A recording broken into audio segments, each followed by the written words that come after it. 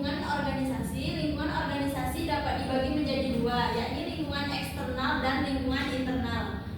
Lingkungan eksternal membahas lingkungan di luar organisasi, namun masih memiliki relevansi dengan kegiatan organisasi. Lingkungan eksternal dibagi menjadi dua, yaitu lingkungan khusus dan lingkungan umum. Selanjutnya, elemen lingkungan khusus. Yang pertama ada konsumen. Konsumen atau pelanggan menukarkan sumber daya yang dimiliki, yaitu uang, dengan produk atau jasa. Konsumen di sini selain bisa berbentuk lembaga seperti RS, sekolah, dan lain-lain. Yang kedua ada pemasok. Organisasi tergantung pada pemasok yang menyediakan semua kebutuhan untuk proses produksi. Ancaman pendatang baru adalah ancaman produk sejenis yang beredar di pasar yang menargetkan konsumen yang sama.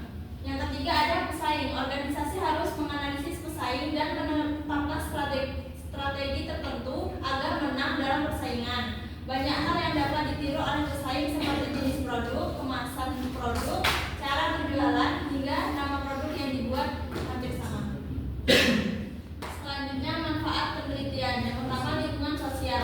Variabel sosial antara lain demografik, gaya hidup, dan nilai-nilai sosial. Demografik penduduk seperti bertambahnya usia. Bagi organisasi hal ini mempengaruhi besarnya pasokan tenaga kerja. Gaya hidup juga membawa pengaruh terhadap organisasi. Sebagai contoh, meningkatnya pola hidup konsumtif masyarakat perkotaan. Yang kedua lingkungan ekonomi. Variabel ekonomi seperti upah, harga yang ditetapkan oleh pemasok dan pesaing, serta kebijakan fiskal pemerintah mempengaruhi biaya produksi barang atau penawar jasa dan kondisi pasar. Selanjutnya akan dilanjutkan oleh Pita. Yang ketiga ada lingkungan politik. Proses politik mencakup persaingan antar kelompok dengan kepentingan yang berbeda, yang masing-masing mencari peluang untuk mencapai sasarannya sendiri. Yang keempat teknologi. Variabel teknologi meliputi perkembangan baru dalam produk atau proses serta pengetahuan seperti fisika yang mempengaruhi aktivitas organisasi. Teknologi dapat mengubah segala sesuatu secara cepat, dan ada kalanya masyarakat tidak siap atau belum siap akan perubahan teknologi. Yang kelima lingkungan internasional. Lingkungan internasional diartikan juga sebagai lingkungan global dan multinasional. Perubahan global, krisis global atau perang merupakan dampak dari perubahan lingkungan internasional di luar organisasi yang berdampak pada organisasi. Selanjutnya ada model hubungan organisasi dengan lingkungan. Model hubungan antara organisasi dan lingkungan oleh James Thomson dikenal dua dimensi, yakni tingkat perubahan dan tingkat homogenitas. Tingkat perubahan jika melihat lingkungan yang memiliki perubahan cepat, sedangkan tingkat homogenitas untuk melihat kompleksitas lingkungan. Lingkungan dengan perubahan cepat dan dengan elemen kompleks, maka lingkungan tersebut dapat dikatakan sebagai lingkungan yang kompleks. Baiklah, selanjutnya akan dibacakan oleh Rasid. Baiklah, saya akan melanjutkan strategi organisasi menghadapi lingkungan.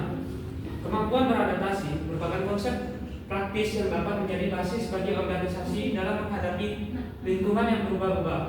Pemahaman dan kesadaran akan lingkungan harus dimiliki setiap pengusaha, karena pemahaman yang kurang tentang lingkungan berpotensi melahirkan kegagalan bisnis dan tidak mampu bertahan lama di pasar. Bentuk-bentuk mempengaruhi lingkungan antara lain. Yang pertama, mempengaruhi lingkungan langsung. Manajer dapat mempengaruhi lingkungan secara langsung dengan cara melakukan lobby dengan berbagai pihak seperti dengan pemerintah atau dengan pemasok. Pengaruh lingkungan secara langsung dapat dilakukan dengan cara negosiasi, iklan, atau promosi. Yang kedua, memonitor lingkungan tidak langsung. Monitor lingkungan dapat dilakukan manajer dengan cara membuat sistem informasi lingkungan. Informasi diperoleh manajer dari berbagai cara, misalnya informasi konsumen dapat diperoleh langsung dari tenaga penjualan, informasi dari berbagai media, baik koran, laporan akademik, atau jurnal.